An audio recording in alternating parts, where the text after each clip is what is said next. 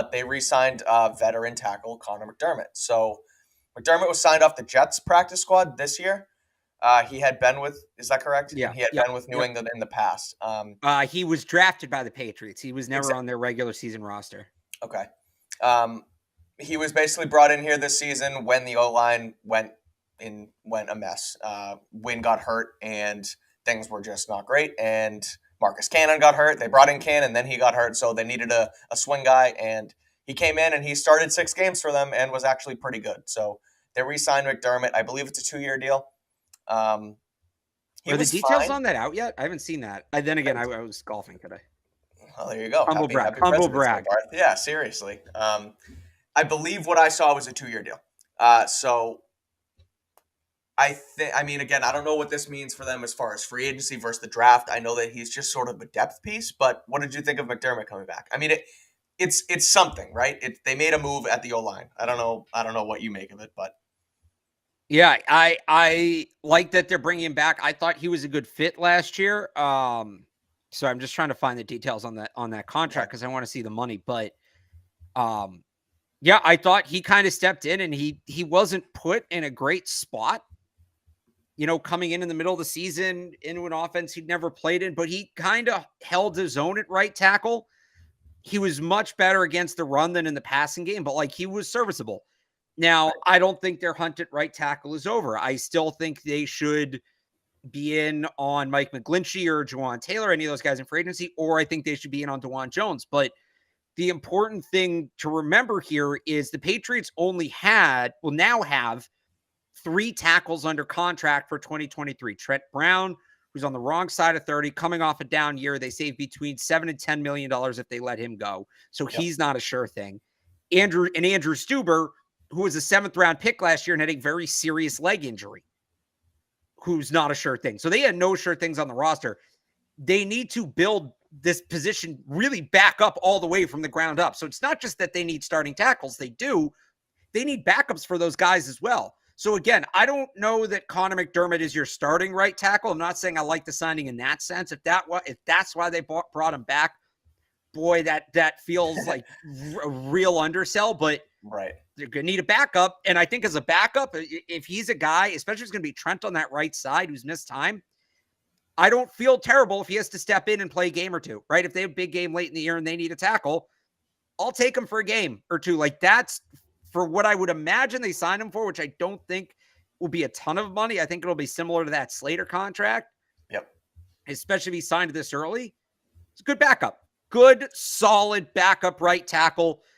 Can't hate it. As long as he's not the starter. If they stop touching the right tackle position, then I'll come back and look at this and say, they probably sold themselves short. Something they didn't have last year, that true depth piece that they needed as at the swing tackle position, right? And so I don't know that the swing tackle, I don't really think he can play left, but okay, but they also needed they need anything, or they needed anything last year, and so they kind of brought in McDermott. You need 4 tackles. You need really 4 tackles. I think you need 4 tackles in 4 interior offensive linemen on your roster. That should be the makeup.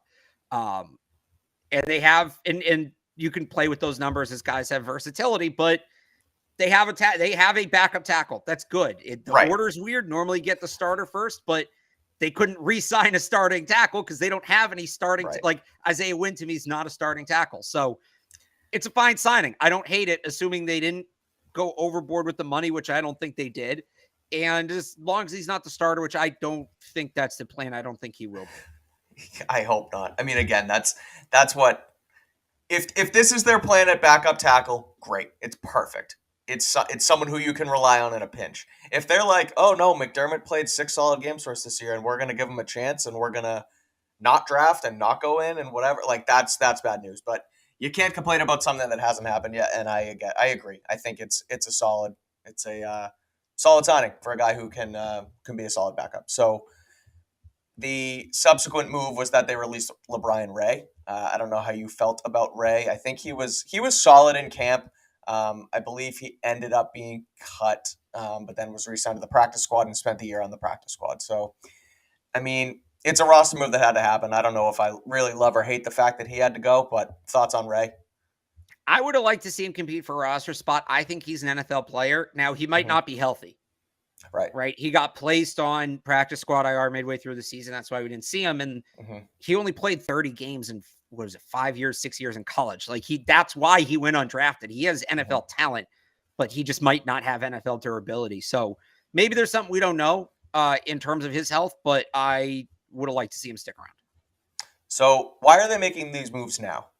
I know it's, it's post Super Bowl and things sort of start to get underway, right? But yeah, I mean, free agency doesn't really open up until, March 15th.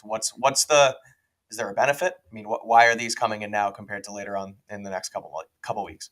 So let me just stress first off, they never do this. They rarely sign their internal free agents in that exclusive window. They almost always wait until a free agency opens. A guy like Slater's kind of a unique scenario. I think Devin, they did, was it that Saturday or Sunday night that they signed him before free agency opened last year, right? Yeah. So they'll do it in that week leading up, if not after free agency opens. I think one, they have a certain plan they really want to stick to. And so they're making sure, look, these aren't big moves, but everything impacts everything. Nothing happens in a bubble. The $1.5 million they're going to give to Matthew Slater, they need to know what the deal is with that $1.5 million. They probably went to him and said, hey, we'd like to know sooner rather than later if you plan on being back. I wouldn't be surprised if there's something similar with Devin McCourty. Maybe even with some of their internal free agents, a guy like Conor McDermott. Hey, we liked you last year. We'd like to have you back. A guy who's probably not going to have a super competitive market, and he just gets to get signed right away and doesn't have to stress, doesn't have to sweat out that whole process. So there's no need for them to clear these roster spots. They're clearing with some of these releases, but they're doing it. Right. Maybe some of it too is they want the guys who are going to be in the building to be in the building. Some of it's probably health related to LeBryan Ray. Quinn Nordine's another one. But I think it goes back to, and I've made this comp on this show a couple of times. I've made it on Catch 22 with Evan a couple times. By the way, we're still doing that on Thursdays, Patriots.com and Patriots YouTube channel. I remember that 2021 offseason, and in late January, early February, and this was after they missed the playoffs, just as they did this year, we kept hearing that uncharacteristically aggressive, right? We heard it from Curran. We heard it from Reese.